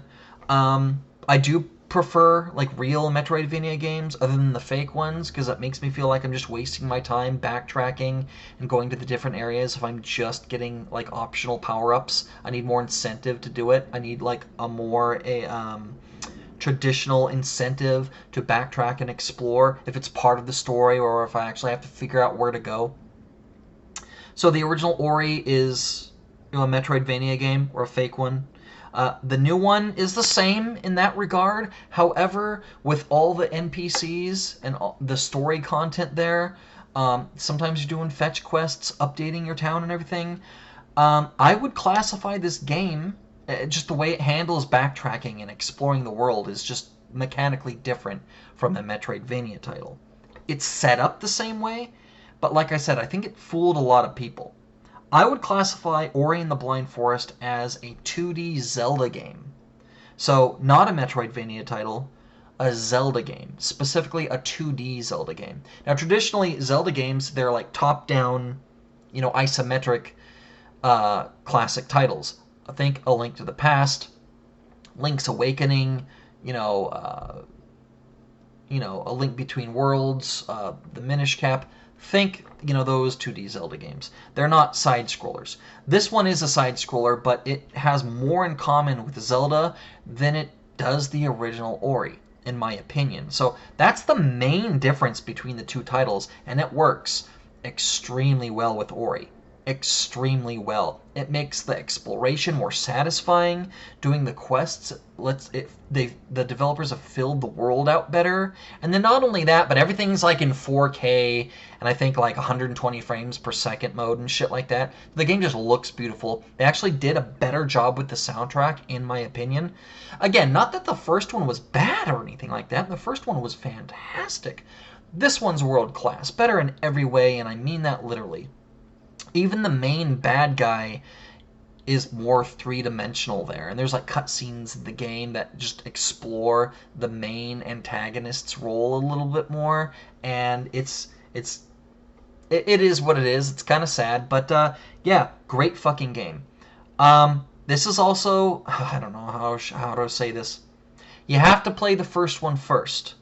Just play the first Ori game before you attempt to tackle Will of the Wisps, because this is a narrative story game, and with any games like this, I never recommend just starting off with the sequel or something like that. But I recommend this game. Play the first one first. Masterpiece. I loved it. Ori and the Will of the Wisps is one of the best games. Not only did I play all year, but it is one of the best games in its genre. Period. Really loved it. Oh man. Number 4. I just talked about when. Number 4 is The Legend of Zelda: Link's Awakening, the 2019 remake. This is my number 4. It's not going to be your number 4, but I understand that. It's my number 4 because Link's Awakening is my personal favorite Zelda game of all time. It's not the best one, I admit that, but it is my favorite. Nonetheless, I have so many great fucking memories of this game. I'm not going to talk about this that much because it is an older game and it is a remake, but I will touch up on some stuff. So the first thing you need to know is the original Link's Awakening is my favorite Zelda title of all time. It is my personal favorite that is very near and dear to my heart, and I just love it to death. Everything about it. And it's so much different from other Zelda games. So much different. There's a lot of core things in the Zelda mythos that you didn't realize that started with Link's Awakening. So much stuff there. There's a lot of Mario crossover stuff in it too. It's very weird, and I think it's fantastic. Like I said, one of my favorite Zelda, the favorite Zelda game, personally for me. And this is a remake of that. And it's not just a remaster or a port. It is a full-on remake, and a good one at that. They kept everything exactly the same gameplay-wise, but they just tweaked its visuals. It works so well. It was such a goddamn joy to play. And I realize if you play this game that it might be in your top 10 or something like that, but you're not going to enjoy it as much as, I did personally. Again, I'm repeating myself here, but this list is games I enjoyed. And so just kind of a disclaimer here. I don't expect you're going to like it as much as me, but I loved this game. Loved this game. Pure joy playing through the whole thing.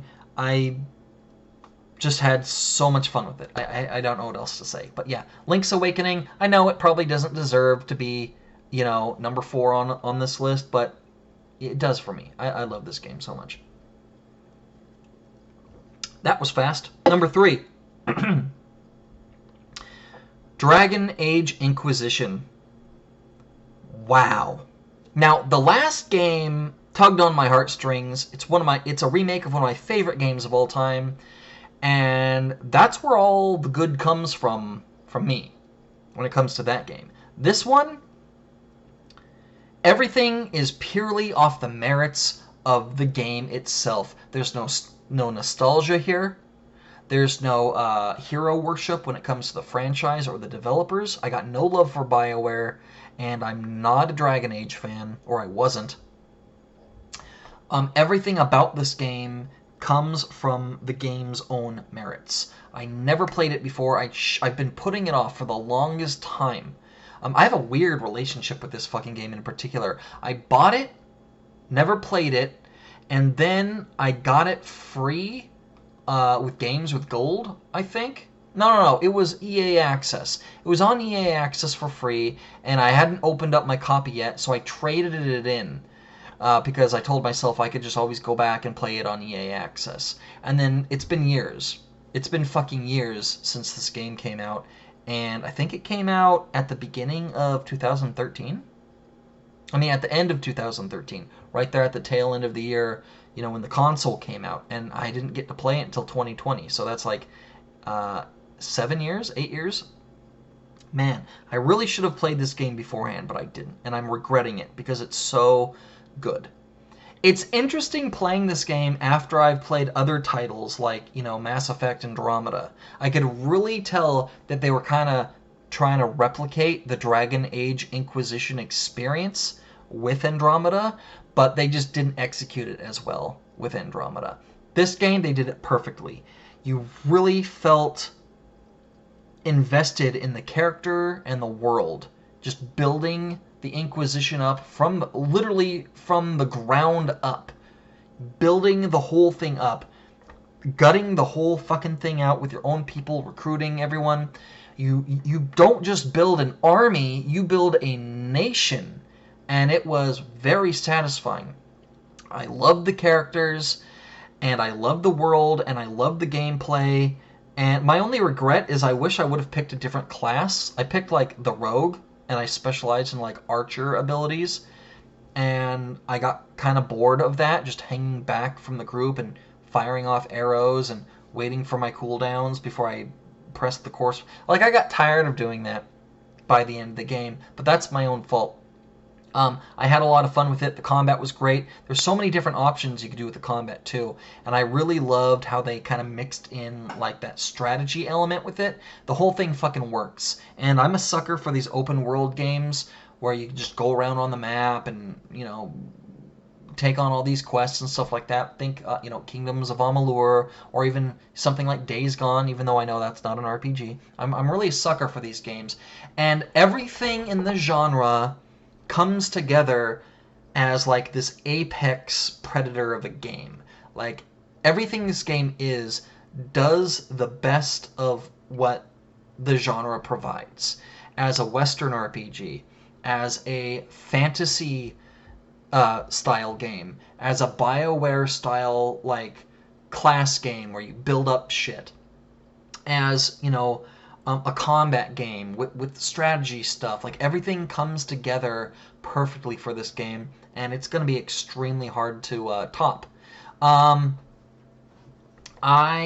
It was so long before I got to finally play this thing, and I just decided to fucking do it one day. So I just said, fuck it. I bought it on sale. I got the gold edition on sale for like $10 or something like that. I do recommend, if you do, if you're like in my shoes and you were thinking about playing this, first of all, definitely play it. Definitely play this fucking game if you're thinking about it. Don't wait any longer. It's fantastic. It really fucking is. But also, the second thing is get the gold edition.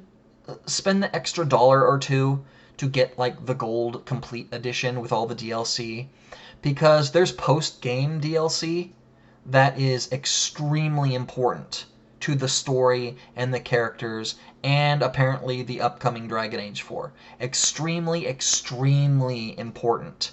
And so much so that if you just have the regular version of this game lying around, don't play it unless you plan on playing the endgame content too. It's extremely important. I can't stress that enough. I really can't. And it's not just because I'm harping on how story is important and you need to fucking believe and play the way I believe and play. It's because there are game-changing characters and plots post-endgame in that DLC that completely transform not only the game, but the universe. So much so that it is impacting the sequel, Dragon Age 4. Dragon Age 4 is a direct sequel to the story of Dragon Age 3, and I can't stress that enough, with no spoilers. But you gotta play this fucking game. It's an older game. It's an 8-year-old fucking game. I couldn't imagine playing this 8 years ago. I've played, the Kingdoms of Amalur remake. I've played a few other, fantasy games. I played a lot of dungeon crawlers. I played other RPGs, JRPGs. I played, Mass Effect Andromeda. I played, the new Fallout. I played tons of games in the genre since this game's release. And my tastes have evolved and improved, and I have certain expectations. So an 8-year-old game like this shouldn't even register on the map. But not only did it not register, it fucking knocked out the rest. It's amazing how well this game was crafted. That's about all I have to say about that shit. Number two. Number two, I talked about Lonely Mountains Downhill, about how it's a little indie game that you probably never heard of, and it deserves more praise than almost anything. There is one indie title that deserves more praise and more recognition than Lonely Mountains Downhill, more praise and recognition than something like the Untitled Goose Game. Way more praise, way more recognition, and I can't for the life of me figure out why people aren't talking about this more, and that is Deep Rock Galactic. Deep Rock Galactic is not only one of the best games I played this year, it's one of the best games in the generation. And I don't say that lightly. It is a fantastic game from top to bottom. I don't think I've had this much fun with a game like this. So, you know, what kind of game is it? Deep Rock Galactic is just a fun fucking game. You play as a dwarf, and it's like a 4-player multiplayer game. There's a system in place to play by yourself. You have like a bot that follows you around to perform tasks, to kind of fill in the role that a multiplayer character would otherwise, like a real person. But I haven't been playing it, single player. Me and my wife, Stacy, we've been playing this game since about September. We played it, and we played it hard. We just had a blast playing it. She didn't really want to play it at first. She was like, okay, we're playing this now, okay, I guess. And I was like, yeah, I heard this game is great. Shout out to SkillUp. I watched his review of this game. In fact, fucking... maybe wait until I get to my number one, but right after you fucking see this, go look up SkillUp's review of Deep Rock Galactic. I agree with everything he says, but I think I like the game a little bit more than him as well. He did a really great job. That's actually what turned me on to this game. I was watching it, I was like, that sounds like something up my alley. I think we'll have fun with it. In the very least, me and my wife will just have a fun weekend with this game and then call it good. I just didn't know that weekend would turn into, half a year. And here we are, and we're still playing it. Yes, I am still playing Deep Rock Galactic to this day. We have nightly runs every night. If you just look up my gamer card on Xbox around this time at night, we're playing. We're doing our daily run. That's what we've been doing. And I can't stress enough how much fun it is. It's not the best game in the world. Like, there's a good game, and then there's how much fun you're having with said game. This game is just fucking fun. I've had so much of a good time with it. You basically play as a dwarf in the future, and you're on a space rig, and they send you down planet side. And you go down to the planet, and you mine for resources, and then you return to your ship, and you return back to the space rig. That's the game. Now, there's different missions and mission types, so things don't get stale. You're not just mining for resources. There's specific things that they request and require, and then there's other ways to mine. Like an example is one mission, you're just literally with a pickaxe mining ore deposits, in the fucking caverns and shit like that. And that's the goal. That is your quota that you have to meet. In another mission, you're literally accompanied by a drill dozer. You have to protect it as Doretta locates the Heartstone.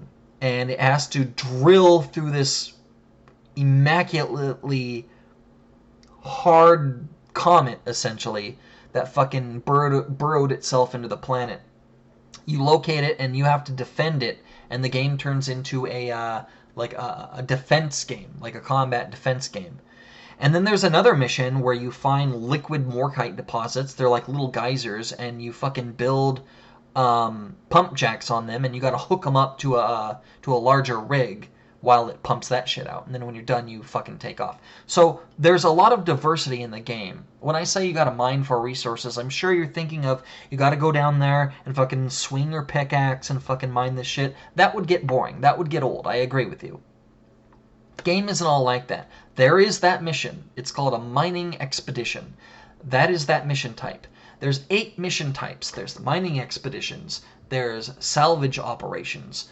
There are I'm tired. I'm sorry. But there's a lot of different types of missions. And there's a lot of different types of areas. There's different biomes, so you're not just running over the same ground. But all this stuff can get kind of boring. But the reason why we keep playing it is because the developers have done a fantastic job updating the game. I don't think there's been a game that has this much developer support ever. Like, the game was in beta for a really long time. I never touched it in beta. When it finally released version 1.0, that's when I played it and I had a lot of fun. Then things got stale after about a month of us playing it, and we decided to go back and check it out again after the update. And it was like a whole new game after the update. They added more mission types, they added more enemies, just the way things work, more upgrades, more endgame stuff. They just added so much more to the game. It literally felt like I was playing the game's sequel. And it sucked us back in more. It sucked us back in harder. We're playing harder than we were for that first month. And we're still playing it. And they're supposed to be coming out with another update this month, which I'm sure will be great. I've never seen a game with this much love and care and support from a developer. With each update, it really does feel like you're playing the sequel. And I'm having so much fun with it. I never thought I'd have this much fun with a game like this, but I am. And I don't regret any time I've fucking had with it, and I need to hurry up and finish this video so I could play some more of it when I'm done. Great fucking game, but I gotta say this though, a lot of bugs. A lot of fucking bugs in the game, especially earlier on. They've gotten better, but there's a lot of times where, I'll lose a connection, or there'll be some sort of glitch that breaks the mission we're on, or, the party or the mic won't work for some reason. There's a lot of weird bugs in this fucking game that make it not enjoyable. And 2020 has been a year for bugs for me. I don't know why, but gotta say that. But if you do encounter something like that, don't just nope out. Just restart the game or something like that. Give it some time and energy that the game requires. And I highly recommend playing with other people. I'm sure this could just be a mediocre game if you played it single player, but if you play it with a co-op partner, it really makes the game shine. It really does. And that's probably where most of my praise comes from, is that it's just a great co-op game. Number 1. We did it, boys and girls. We got to the end of the video at number 1. Red Dead Redemption 2. Red Dead Redemption 2 is my number 1. Red Dead Redemption 2 is so different from something like Deep Rock Galactic. Deep Rock Galactic is a co-op online experience for me, with tons of developer support.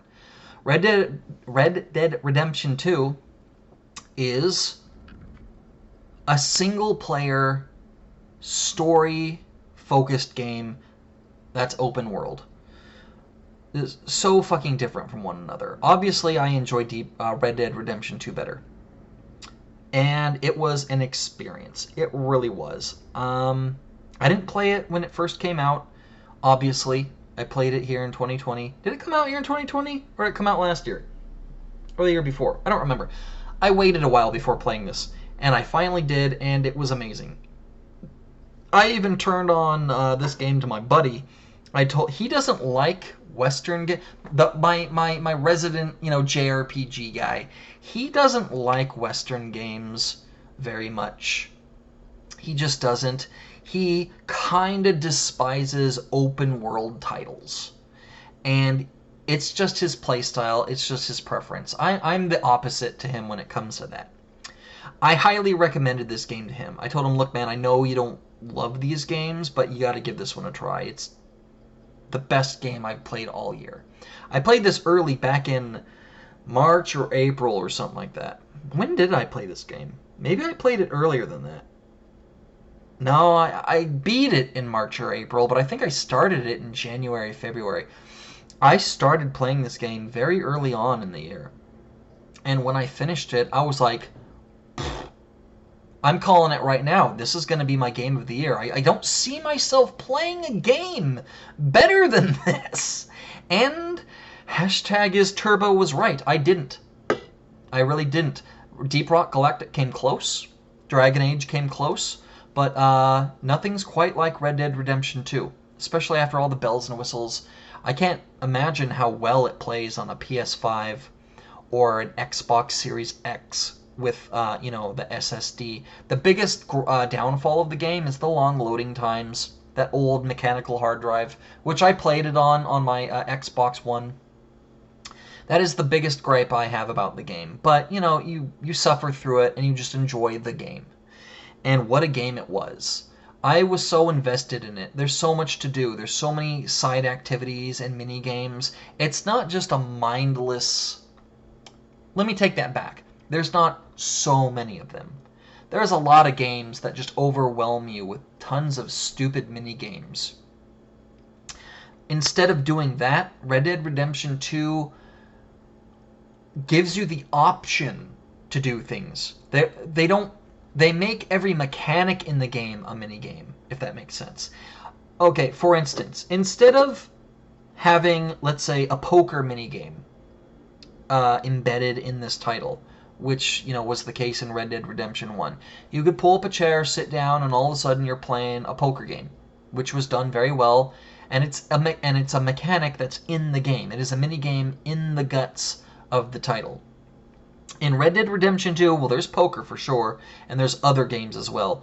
Instead of just embedding mini games and activities in the title, the game overhauls what Red Dead Redemption is supposed to be. The game overhauls what a Rockstar title. It redefines what the Rockstar title does. And dare I say, it redefines what a video game could be. You're in this huge landscape with mini games and activities embedded in the DNA of the game engine. You're no longer playing mini games that are dotted here and there. The whole game is a collection of mini games, kind of like the human body and your respiratory system and your nervous system and all your organs and how everything works, and comes together magically to create, biology as we know it. That's kind of what Red Dead Redemption is. It is a collection of systems that work in harmony with one another, and it completely blurs the line of what it is you're doing. When I played for over 100 hours, and it was very hard to distinguish a main story mission from a side mission, from an activity, a task, a job, a mini game. Like, it all just felt like one thing. The game, the first few missions were tutorials, showed you what you could do. There's some things I completely missed, and I didn't even bother fucking with it. And there's other things I spent way too much time on, like hunting. Like, I really felt like it was part of the game, like upgrading my, collecting the different skins, using the special rare drops to customize my gun. There's characters and stuff I meet along the way, reputations I fucking gain, new story modes and stuff that I unlocked. Some of it's part of the main mission as the tutorial, some of it's just part of my other missioning. It really just felt like part of the game. It didn't feel like a side activity I was just fucking with. It felt like part of the game. That being said, there's a lot of stuff I missed because of that. I had a blast running around this fucking game, exploring at my own pace. It was beautiful, beautiful game. You never, when it comes to realistic games, let's say Call of Duty Modern Warfare, both the original and the new remaster, or the re-release that they did, Modern Warfare 2019. Those games were graphically, back in the day, the first one and the modern one, these games were modern marvels of realism and graphics that look just amazing. But when you describe games like that, you don't describe a game that looks good. You just describe a game that performs well. Games that, have cool lighting or a high polygon count or, ultra cool, ultra fine textures. You don't really marvel at how beautiful a game is that's realistic like that. That's usually those adjectives and descriptors are saved for games like Ori and the Blind Forest. Like how beautiful the game is. Like how beautiful the soundtrack is. You don't really do that in a realistic game, but you do with Red Dead Redemption 2. It is very artistic, very beautiful, and the soundtrack is beautiful as well. You could just play the game and just be in the game. All these games this year I played 52 games this year and beat 52 games this year, and I had a lot of fun with most of them. Red Dead Redemption 2 was the only game I didn't play. I existed in the game for over 100 hours, and I got lost, and it was a fantastic experience. And that's coming from someone who isn't a particular Red Dead Redemption or a Rockstar fan. They really went above and beyond, and I gotta be honest, I don't think... Well, I shouldn't say I don't think, but there's a strong possibility that we will never get a generation-defining title in this way. When, the 2020s come and gone, and we get into 2030, and we're on the 10th generation of video game consoles, if we even get another generation of video consoles. When this generation comes and goes, and we think of the defining game of the generation, it's not going to be this massive, realistic life simulator like Red Dead Redemption 2. It's gonna probably be either like this insane multiplayer experience that connects everybody, or some new way to play that we haven't thought of. But it's not gonna be something like this. This is the best and only chance you're gonna get at playing a game-changing, generation-defining experience that's a single-player, story-driven life simulator. Spitting all over the place. And that's play it. Play it before it's dated. Play it before, graphics get better and this game looks like shit. Play it before the genre gets defined and, games like this, you'll view as boring. Play this game. Play this game soon. Don't wait 8 fucking years like I did with Dragon Age Inquisition. I have no idea how well or badly this game is going to age, but play this fucking soon. I don't care what platform you play it on. All the ports are well done. This game got numerous praise from outlets like Digital Foundry, who said that even on the base Xbox One VCR model, it still plays pretty good.